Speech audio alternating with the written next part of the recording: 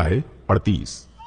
उन्हीं दिनों में ऐसा हुआ कि यहूदा अपने भाइयों के पास से चला गया और हीरा नामक एक अद्दुल्लाम वासी पुरुष के पास डेरा किया। वहां यहूदा ने शूआ नामक एक कनानी पुरुष की बेटी को देखा और उससे विवाह करके उसके पास गया। वो गर्भवती हुई और उसके एक पुत्र उत्पन्न हुआ और यहूदा ने उसका नाम एर रखा। वो फिर गर्भवती हुई और उसके एक पुत्र और उत्पन्न हुआ और उसका नाम ओनान रखा गया। फिर उसके एक पुत्र और उत्पन्न हुआ और उसका नाम शेला रखा गया। और जिस समय इसका जन्म हुआ उस समय यहूदा कजीब में रहता था और यहूदा ने तामार नाम की एक स्त्री से अपने जेठे एर का विवाह कर दिया। परंतु यहूदा का वो जेठा एर यहोवा के लेखे में दुष्ट था, इसलिए यहोवा ने उसको मार डाला। तब यहूदा ने ओनान से कहा, अपनी भौजाई के पास जा और उसके साथ देवर का धर्म पूरा करके अपने भाई के लिए संतान उत्पन्न कर। ओनान जानता था कि संतान मेरी न ठहरेगी, इसलिए ऐसा हुआ कि जब वो अपनी भौजाई के पास गया तब उसने भूमि पर वीर्य गिराकर नाश किया, जिससे ऐसा ना हो कि उसके भाई के नाम से वंश चले। ये काम जो उसने किया उससे यहोवा अप्रसन्न हुआ और उसने उसको भी मार डाला।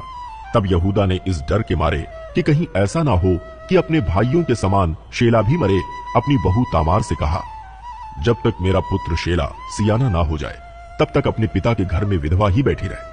इसलिए तामार अपने पिता के घर में जाकर रहने लगी। बहुत समय के बीतने पर यहूदा की पत्नी जो शूआ की बेटी थी वो मर गई। फिर यहूदा शोक के दिन बीतने पर अपने मित्र हीरा अदुल्लाम वासी समेत अपने भेड़ बकरियों का ऊन कतरने वालों के पास तिम्नात को गया और तामार को ये समाचार मिला, तेरा ससुर अपने भेड़ बकरियों का ऊन कतराने के लिए तिम्नात को जा रहा है। तब उसने ये सोचकर कि शेला सियाना तो हो गया पर मैं उसकी स्त्री नहीं होने पाई, अपना विधवापन का पहरावा उतारा और घूंघट डालकर अपने को ढांप लिया और एनायम नगर के फाटक के पास जो तिम्नात के मार्ग में है जा बैठी। जब यहूदा ने उसको देखा उसने उसको वेश्या समझा, क्योंकि वो अपना मुंह ढांपे हुए थी। वो मार्ग से उसकी ओर फिरा और उससे कहने लगा, मुझे अपने पास आने दे, क्योंकि उसे ये मालूम न था कि वो उसकी बहू है। उसने कहा, यदि मैं तुझे अपने पास आने दूं तो तू मुझे क्या देगा? उसने कहा, मैं अपनी बकरियों में से बकरी का एक बच्चा तेरे पास भेज दूंगा। तब उसने कहा, भला उसके भेजने तक क्या तू हमारे पास कुछ रेहन रख जाएगा? उसने पूछा, मैं तेरे पास क्या रेहन रख जाऊं? उसने कहा, अपनी मुहर और बाजूबंद और अपने हाथ की छड़ी। तब उसने उसको वे वस्तुएं दे दी और उसके पास गया और वो उससे गर्भवती हुई। तब वो उठकर चली गई और अपना घूंघट उतार के अपना विधवापन का पहरावा फिर पहन लिया।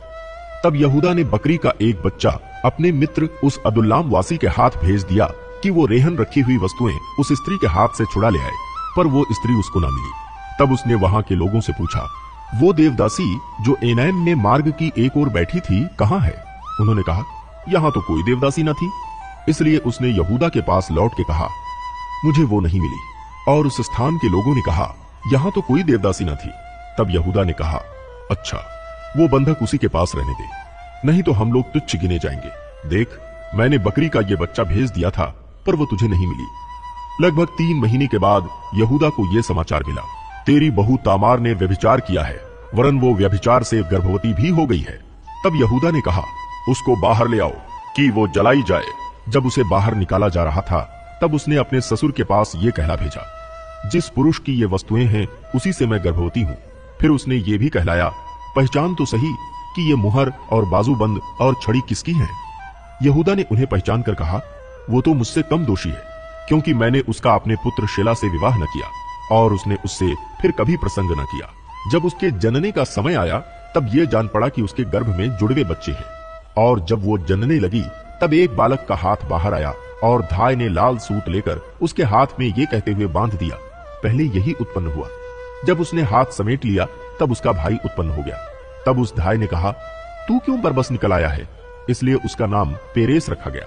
पीछे उसका भाई जिसके हाथ में लाल सूत बंधा था उत्पन्न हुआ और उसका नाम जेरह रखा गया।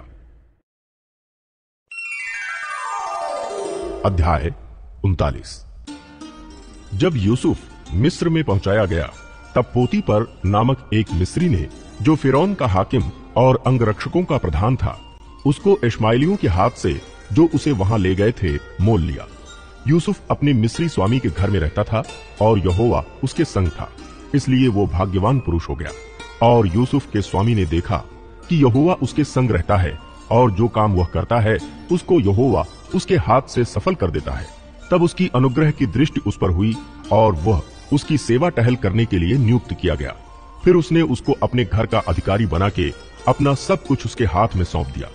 जब से उसने उसको अपने घर का और अपनी सारी संपत्ति का अधिकारी बनाया, तब से यहोवा यूसुफ के कारण उस मिस्री के घर पर आशीष देने लगा, और क्या घर में क्या मैदान में उसका जो कुछ था सब पर यहोवा की आशीष होने लगी। इसलिए उसने अपना सब कुछ यूसुफ के हाथ में यहाँ तक छोड़ दिया कि अपने खाने की रोटी को छोड़ वो अपनी संपत्ति का हाल कुछ न जानता था। यूसुफ सुंदर और रूपवान था। इन बातों के पश्चात ऐसा हुआ कि उसके स्वामी की पत्नी ने यूसुफ की ओर आंख लगाई और कहा, मेरे साथ सो।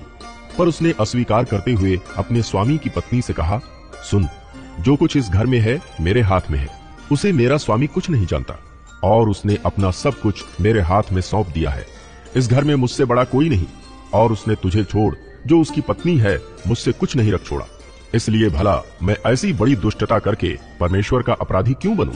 और ऐसा हुआ कि वो प्रतिदिन यूसुफ से बातें करती रही, पर उसने उसकी ना मानी कि उसके पास लेटे या उसके संग रहे। एक दिन क्या हुआ कि यूसुफ अपना कामकाज करने के लिए घर में गया, और घर के सेवकों में से कोई भी घर के अंदर न था। तब उस स्त्री ने उसका वस्त्र पकड़कर कहा, मेरे साथ सो। पर वह अपना वस्त्र उसके हाथ में छोड़कर भागा और बाहर निकल गया। ये देखकर कि वह अपना वस्त्र मेरे हाथ में छोड़कर बाहर भाग गया, उस स्त्री ने अपने घर के सेवकों को बुलाकर कहा, देखो, वो एक इब्री मनुष्य को हमारा तिरस्कार करने के लिए हमारे पास ले आया है। वो तो मेरे साथ सोने के मतलब से मेरे पास अंदर आया था, और मैं ऊंचे स्वर से चिल्ला उठी, और मेरी बड़ी चिल्लाहट सुनकर वो अपना वस्त्र मेरे पास छोड़कर भागा और बाहर निकल गया। और वह उसका वस्त्र उसके स्वामी के घर आने तक अपने पास रखे रही। तब उसने उससे इस प्रकार की बातें कही, वह इब्री दास जिसको तू हमारे पास ले आया है, वो मुझसे हंसी करने के लिए मेरे पास आया था, और जब मैं ऊंचे स्वर से चिल्ला उठी तब वो अपना वस्त्र मेरे पास छोड़कर बाहर भाग गया। अपनी पत्नी की ये बातें सुनकर कि तेरे दास ने मुझसे ऐसा ऐसा काम किया, यूसुफ के स्वामी का कोप भड़का, और यूसुफ के स्वामी ने उसको पकड़कर बंदी गृह में, जहां राजा के कैदी बंद थे, डलवा दिया। अतः वह उस बंदी गृह में रहा। पर यहोवा यूसुफ के संग संग रहा और उस पर करुणा की, और बंदी गृह के दारोगा के अनुग्रह की दृष्टि उस पर हुई। इसलिए बंदी गृह के दारोगा ने उन सब बंदियों को जो कारागार में थे यूसुफ के हाथ में सौंप दिया, और जो जो काम वे वहां करते थे वो उसी की आज्ञा से होता था। यूसुफ के वश में जो कुछ था उसमें से बंदी गृह के दारोगा को कोई भी वस्तु देखनी न पड़ती थी, क्योंकि यहोवा यूसुफ के साथ था, और जो कुछ वो करता यहोवा उसको उसमें सफलता देता था। अध्याय 40। इन बातों के पश्चात ऐसा हुआ कि मिस्र के राजा के पिलाने हारे और पकाने हारे ने अपने स्वामी के विरुद्ध कुछ अपराध किया। तब फिरौन ने अपने उन दोनों हाकिमों अर्थात पिलाने हारों के प्रधान और पकाने हारों के प्रधान पर क्रोधित होकर उन्हें कैद करा के अंगरक्षकों के प्रधान के घर के उसी बंदी गृह में, जहां यूसुफ बंदी था, डलवा दिया। तब अंगरक्षकों के प्रधान ने उनको यूसुफ के हाथ सौंपा, और वह उनकी सेवा टहल करने लगा। अतः वे कुछ दिन तक बंदी गृह में रहे। मिस्र के राजा का पिलाने हारा और पकाने हारा बंदी गृह में बंद थे। उन दोनों ने एक ही रात में अपने अपने होनहार के अनुसार स्वप्न देखा। सवेरे जब यूसुफ उनके पास अंदर गया, तब उन पर उसने जो दृष्टि की तो क्या देखता है कि वे उदास हैं। इसलिए उसने फिरौन के उन हाकिमों से जो उसके साथ उसके स्वामी के घर के बंदी गृह में थे पूछा, आज तुम्हारे मुंह क्यों उदास हैं? उन्होंने उससे कहा, हम दोनों ने स्वप्न देखा है, और उनके फल का बताने वाला कोई भी नहीं। यूसुफ ने उनसे कहा, क्या स्वप्नों का फल कहना परमेश्वर का काम नहीं है? मुझे अपना अपना स्वप्न बताओ। तब पिलाने हारों का प्रधान अपना स्वप्न यूसुफ को यूं बताने लगा, मैंने स्वप्न में देखा कि मेरे सामने एक दाख लता है, और उस दाख लता में 3 डालियां हैं, और उसमें मानो कलियां लगी हैं, और वे फूली और उसके गुच्छों में दाख लगकर पक गई। फिरौन का कटोरा मेरे हाथ में था, और मैंने उन दाखों को लेकर फिरौन के कटोरी में निचोड़ा और कटोरी को फिरौन के हाथ में दिया। तब यूसुफ ने उससे कहा, इसका फल ये है, 3 डालियों का अर्थ 3 दिन है, इसलिए अब से 3 दिन के भीतर फिरौन तेरा सिर ऊंचा करेगा और फिर से तेरे पद पर तुझे नियुक्त करेगा, और तू पहले के समान फिरौन का पिलाने हारा होकर उसका कटोरा उसके हाथ में फिर दिया करेगा। अतः जब तेरा भला हो जाए तब मुझे स्मरण करना, और मुझ पर कृपा करके फिरौन से मेरी चर्चा चलाना, और इस घर से मुझे छुड़वा देना। क्योंकि सचमुच इब्रानियों के देश से मुझे चुरा कर लाया गया है और यहाँ भी मैंने कोई ऐसा काम नहीं किया जिसके कारण मैं इस कारागार में डाला जाऊं। ये देखकर कि उसके स्वप्न का फल अच्छा निकला, पकाने हारों के प्रधान ने यूसुफ से कहा, मैंने भी स्वप्न देखा है। वो यह है, मैंने देखा कि मेरे सिर पर सफेद रोटी की 3 टोकरियां हैं और ऊपर की टोकरी में फिरौन के लिए सब प्रकार की पकी पकाई वस्तुएं हैं और पक्षी मेरे सिर पर की टोकरी में से उन वस्तुओं को खा रहे हैं।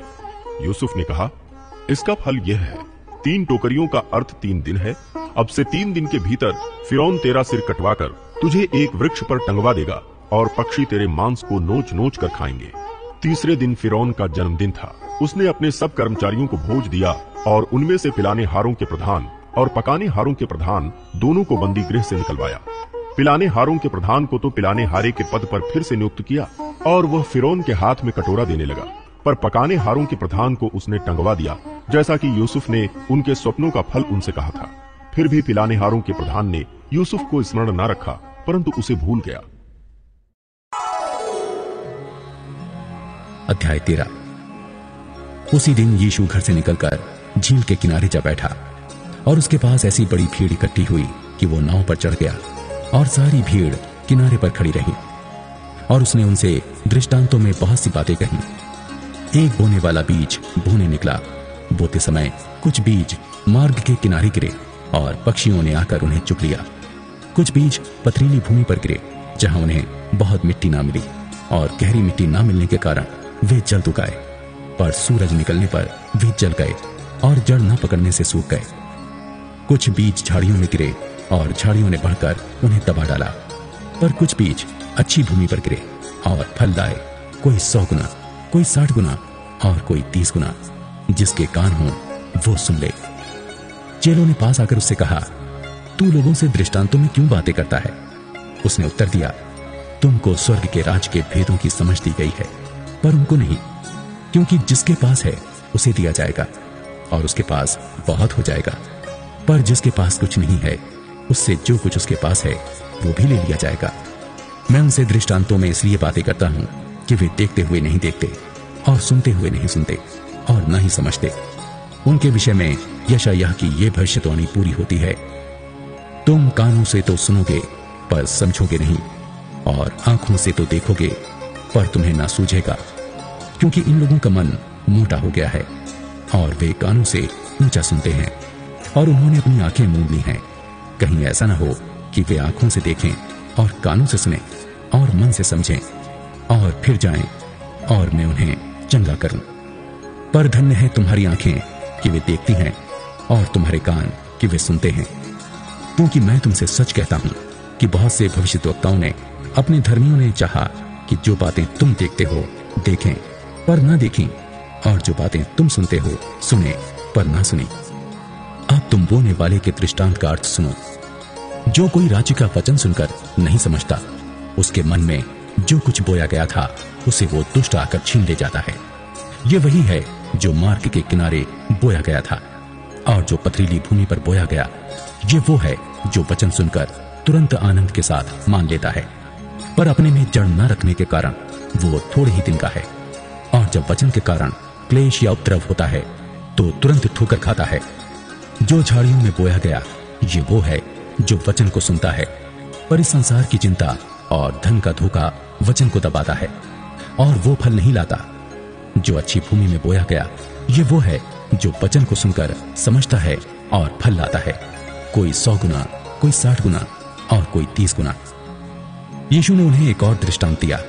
स्वर्ग का राज्य जब मनुष्य के समान है जिसने अपने खेत में अच्छा बीज बोया, पर जब लोग सो रहे थे तो उसका शत्रु आकर गेहूं के बीज, जंगली बीज बोकर चला गया। जब अंकुर निकले और बालें लगी तो जंगली दाने के पौधे भी दिखाई दिए। इस पर गृहस्थ के दासों ने आकर उससे कहा, हे स्वामी, क्या तूने अपने खेत में अच्छा बीज न बोया था? फिर जंगली दाने के पौधे उसमें कहां से आए? उसने उनसे कहा, यह किसी शत्रु का काम है। दासों ने उससे कहा, क्या तेरी इच्छा है कि हम जाकर उनको बटोर लें? उसने कहा, नहीं, ऐसा ना हो कि जंगली दाने के पौधे बटोरते हुए तुम उनके साथ गेहूं भी उखाड़ दो। कटनी तक दोनों को एक साथ बढ़ने दो और कटनी के समय मैं काटने वालों से कहूंगा कि पहले जंगली दाने के पौधे बटोर कर जलाने के लिए उन्हें इकट्ठे बांध लो और गेहूं को मेरे खत्ते में इकट्ठा करो। उसने उन्हें एक और दृष्टांत दिया। स्वर्ग का राज्य राई के एक दाने के समान है, जिसे किसी मनुष्य ने लेकर अपने खेत में बो दिया।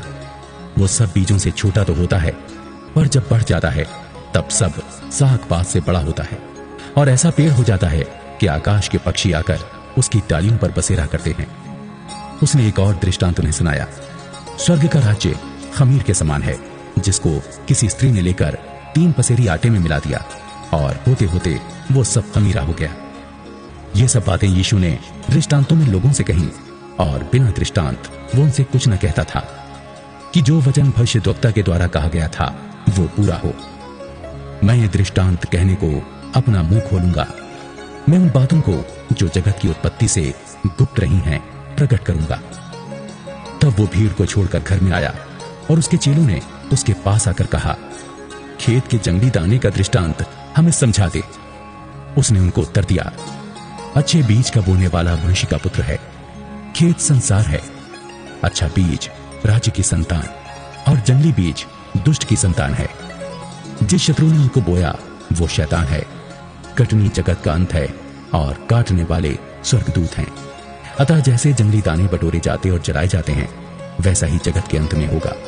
मनुष्य का पुत्र अपने स्वर्गदूतों को भेजेगा और वे उसके राज्य में से सब ठोकर के कारणों को और कुकर्म करने वालों को इकट्ठा करेंगे और उन्हें आग के कुंड में डालेंगे, जहां रोना और दांत पीसना होगा। उस समय धर्मी अपने पिता के राज्य में सूर्य के समान चमकेंगे। जिसके कान हो वो सुन ले। स्वर्ग का राज्य खेत में छिपे हुए धन के समान है, जिसे किसी मनुष्य ने पाया और छिपा दिया और मारे आनंद के जाकर अपना सब कुछ बेच दिया और उस खेत को मोल ले लिया। फिर स्वर्ग का राज्य एक व्यापारी के समान है, जो अच्छे मोतियों की खोज में था।